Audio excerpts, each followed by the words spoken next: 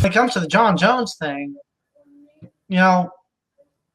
scandal, scandal, scandal, scandal, scandal. There's a lot of guys.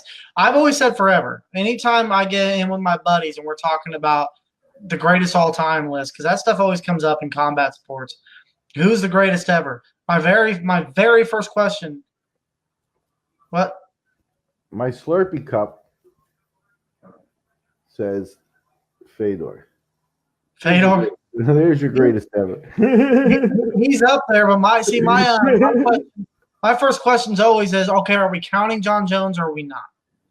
And if the answer is no, then okay, then we gotta.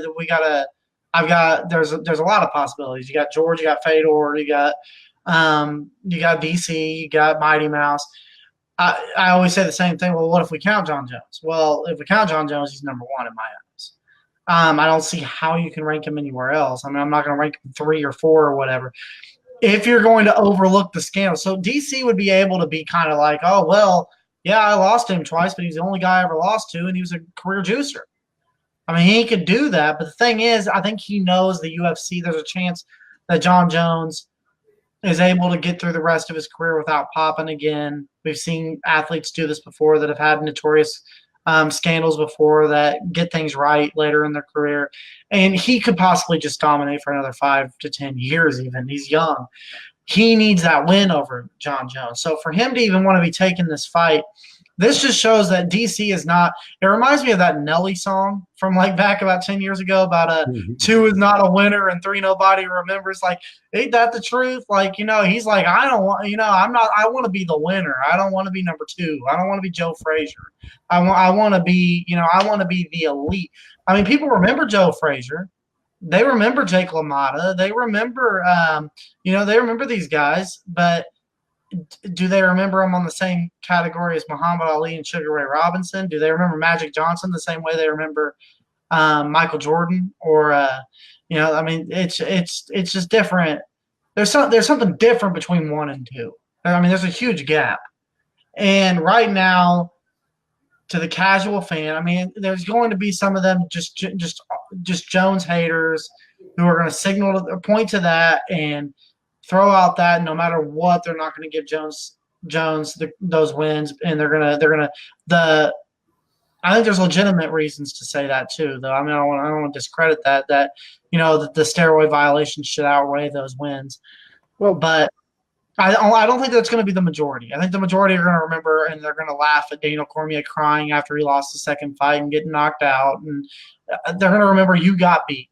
You don't call yourself the GOAT. You got beat twice to Jones. So he needs that fight. Yeah, no, I agree. And what I think makes it even a more impressive challenge for Jones and for him to not take either the high road and say, no, I don't want to fight him again. I'm over that. He cheated twice and I'm done. Or any of the other sort of party lines he's thrown out there is even if Jon Jones is off of roids 100% and proven scientifically, there's still absolutely no guarantee that Daniel Cormier is even going to be able to beat him. So I don't think he will. It's still a massive challenge, right?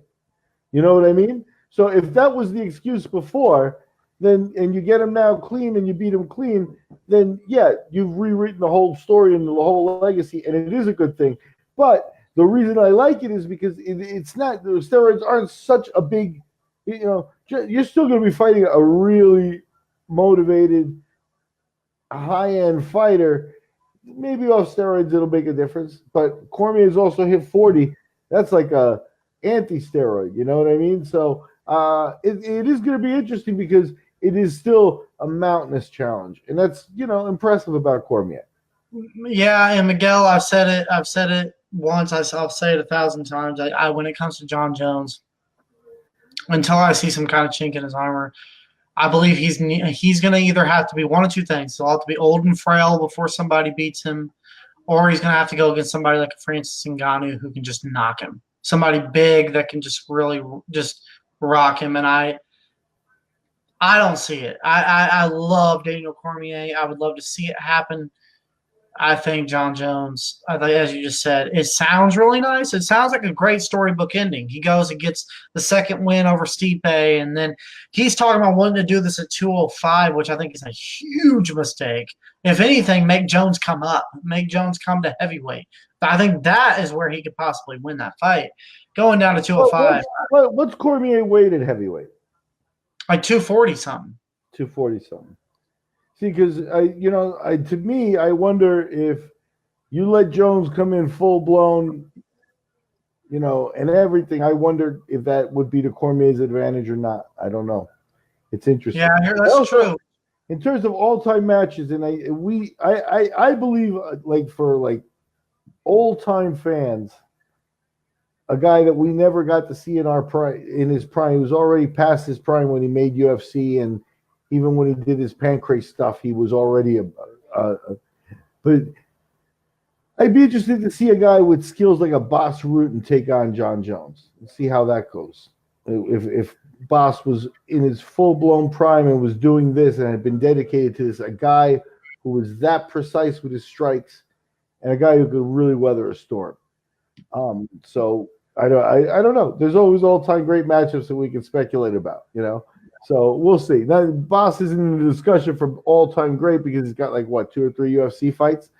But if you look back at the raw athlete that guy was, he was an unbelievable guy. Yeah, he's just kind of palm striking. Yeah. I mean, from what you saw and stuff like that, I knew him. I got to meet him several times. He trained with Aaron Riley a couple of times, and just his understanding of the whole game and the whole, he knew submissions from the Japanese style, but he understood the game inside and out.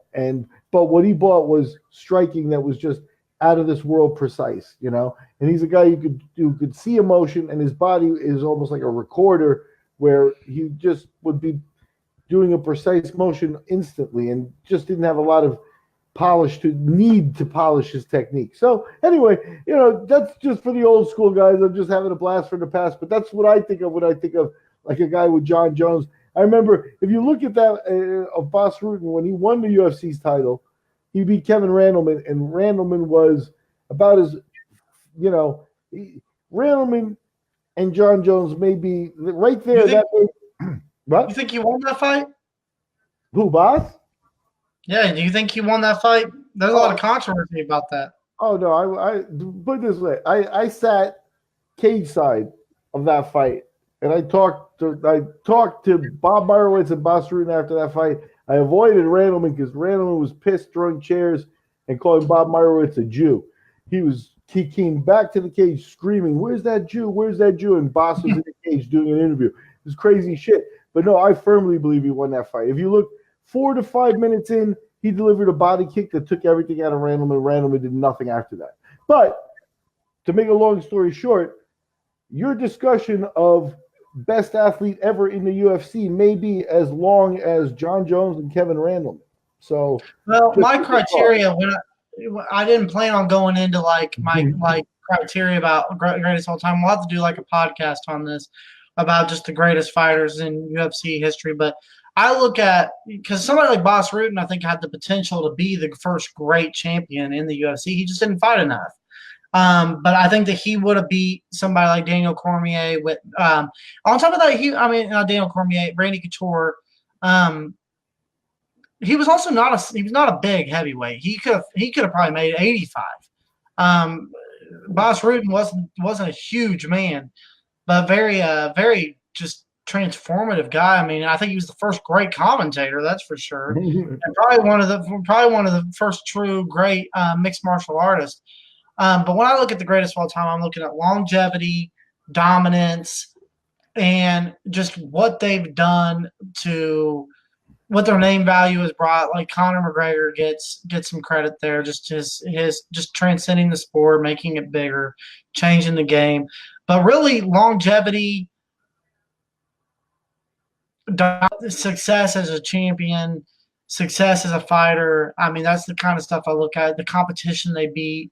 And Jon Jones, you take away the scandals, I mean, he's just cleaned house. He's dominated that division for almost 10 years. So that's why I look at that. But when I look at DC, I'm looking at a guy who's won the Strikeforce Grand Prix at heavyweight, fought a bunch of fights at heavyweight and won those, went down to light heavyweight, beat everybody there but Jones, went back up to heavyweight, basically controlled that division when Jon Jones was out screwing up, goes up to heavyweight and wins the belt there, becomes a double champion, as a great ambassador of the sport, has been more active than Jones over the past 10 years. There's still an argument. If he wins one fight against him, there's no argument. It's Daniel Cormier. And like I said, I'm a little biased with this. I love Stipe though too. So I mean, I feel bad for cheering against Stipe, especially he's a Midwestern boy. He's only a few hours from me, but Daniel Cormier, I think that'd be an awesome story if he could pull off those 2 wins.